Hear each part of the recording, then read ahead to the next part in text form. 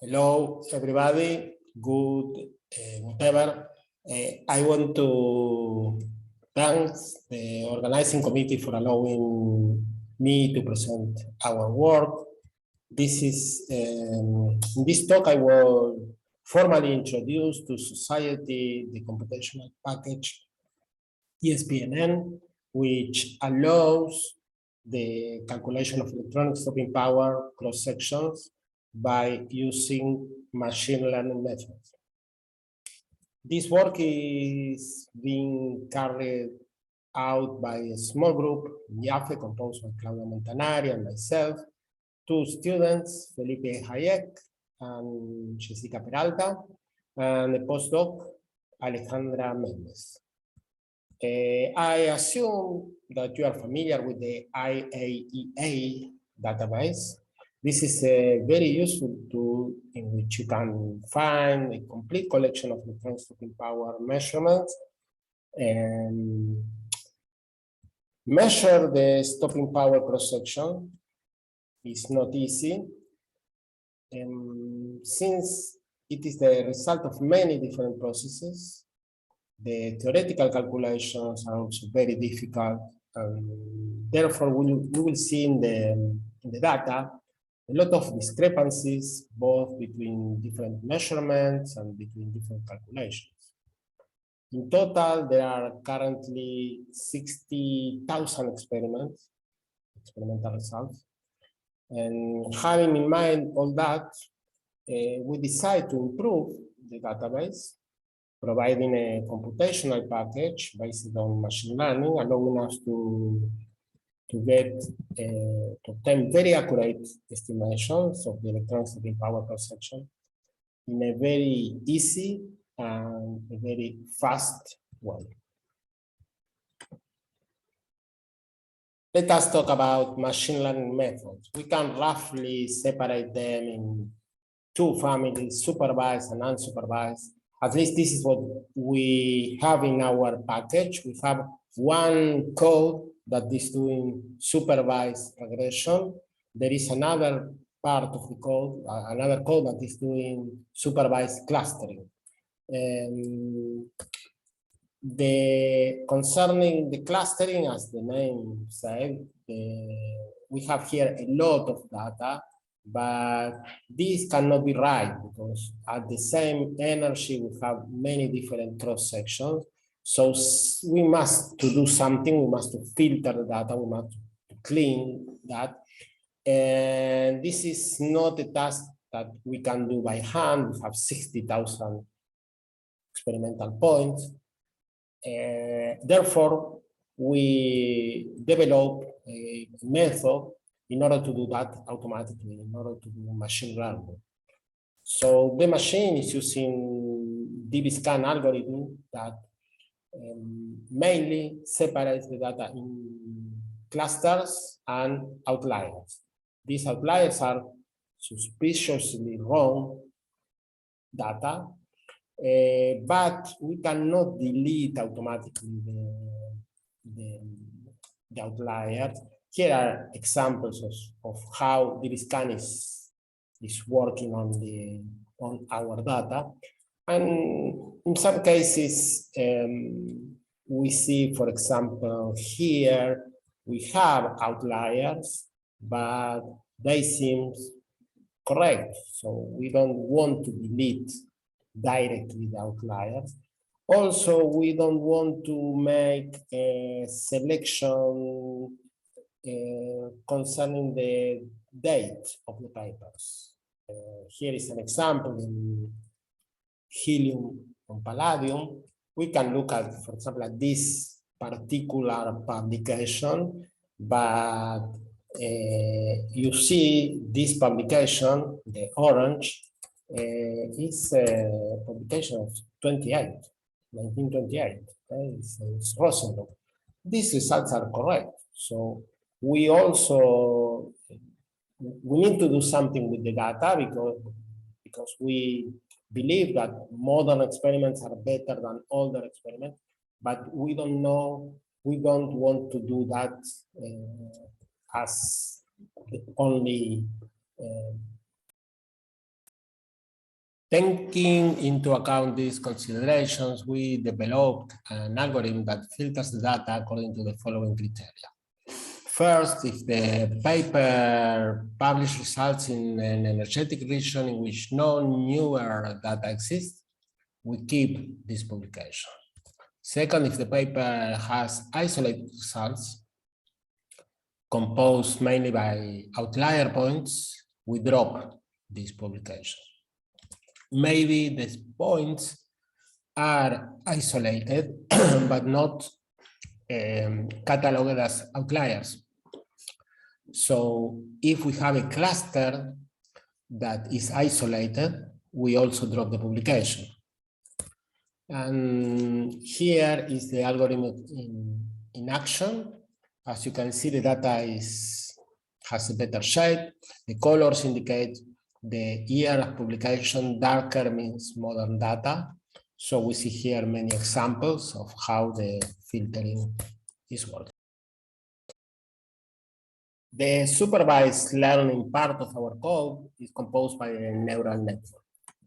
The main idea behind an artificial neural network is simple. You have inputs, outputs, your network has some internal parameters, the weights, and each node in the network is an artificial neuron. So the input values are weights. The sum of these values goes to an activation function that produces an output value, which in turn becomes the input for the neurons of the next layer. So this is the idea. And what we have to do is to change the weight in order to minimize this cost function, the cost function. That is the difference between the true values and the values given by the neural network. I forget to tell you at the beginning, but the code released today is the first part of the code. It deals only with monoelemental targets. We have 33,000 data points from the 60,000 original points. So if you want to know what happens with the compounds, you will wait the next opportunity. This is the architecture of our network. We have 6 fully connected layers. The data is partitioned into 2 groups, the test set and the learning set. The test set is something that we separate from the machine and separate from the learning. The machine never knows that that test set exists. And then the learning set is also partitioned in 5 parts. 4 of them are the training set and 1 is the validation set. It means that we train the machine in order to minimize the cost here, and then we look how well are we doing by testing the results here in the validation. We have 5 folds. That means that we are doing this calculation 5 times. First time the validation set is this part of the data. Next, the validation is this. So we train with this 4, blue 4, and this is the validation. And then we will have 5 different results. We can average the result and we can have some idea of the error. And this is how the machine is learning, and these are good results because we see that the cost function is dropping, and also we see that we don't have any overfitting. If we have overfitting, the validation will goes up. It's time to talk about the results. You see here the original raw data. Here is the filtered data, and here are the predictions given by our machine neural network. The colors represent the year of publication. Dark means modern data. And I can show many results. All of them are very beautiful. You see very accurate predictions. I don't want to show more than that. I don't have time also, but you can use the code. It's very easy to use, and you can convince by yourself that our code is doing very, very accurate reproductions of the experimental points. Now, what happens with the predictions? These are results in the test data. We have 33,000 mono-elemental experiments results, and here is the data and the model. We show that in order to see that nothing wrong is happening, so everything is fine. Here is a comparison, some particular examples. Again, the machine have never seen this data before and is doing a very, very good predictions. The red ones are machine learning predictions. The dot are the experiments. Here is the global performance, and most of the results are below the 5% of error. There are some points, of course, but maybe this is because the experiments are wrong. Here we have 40%, 30%, but very, very few points. We analyze this. Maybe means this matrix. We analyze different features. Of course, we have to put the atomic number and the mass of the projectile and the target, and also the energy. And we try different features, additional features. Maybe the first organization helps a little bit, but some of them are really very bad features because the results are really bad. Okay? The most important comparison is how well are we doing comparing to SRIM. It's not a fair calculation, okay? Because SRIM is working on the train set, not on the test set. SRIM is adjusted to some no values, and then it's normalized according to them. Anyway, we have the same numbers, even better than them. This work started as a thesis, as master thesis, so it took a lot of time.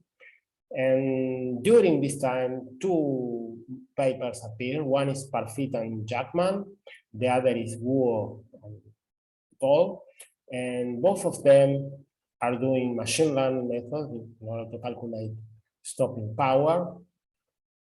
This is random forest. Parfit and Jackman are doing random forest. They are wonderful results, but again, in the train set, okay? They are much better than SRIM. But when the random forest is applied in order to predict other values, this is a test set, they are not so good. We have better numbers. And this is a Guo et al. They are doing something similar to us, a neural network, deep neural. And these are the numbers they have, also close to SRIM. Now, the numbers we have today, the errors we have today, are better than those because we did another round of tuning the parameters, and we succeed to improving these results. Okay, now how to use the code? As I said, it is very, very easy. You need to go to this page in which we have all the installation instruction. It is very simple. I recommend first go to Google Colab. You will find the address in this page, and And then, if you like that, you can install, you can use this page, and you can install the code in your own computer. You have this Git repository, so in GitHub, and it is very easy. Everything is very fully documented. Now, what you have in the collab, you will have something, this page. First, you need to run that only one time. Maybe you can have some problems, so you need to restart that. That's it. You will have this warning. Then you import the code. This is 1 minute, and that's it. You need to put here the projectile, the mass, the target, the mass of the target, and click here, and the code calculates for you the stopping power cross section. That's it. If you want to specify the point, here is hydrogen with helium. I say, okay, the minimum energy is 0.01, the maximum is 1. Give me 100 points. You click here, and this is the cross section, the 100 points. If you want the files, click here.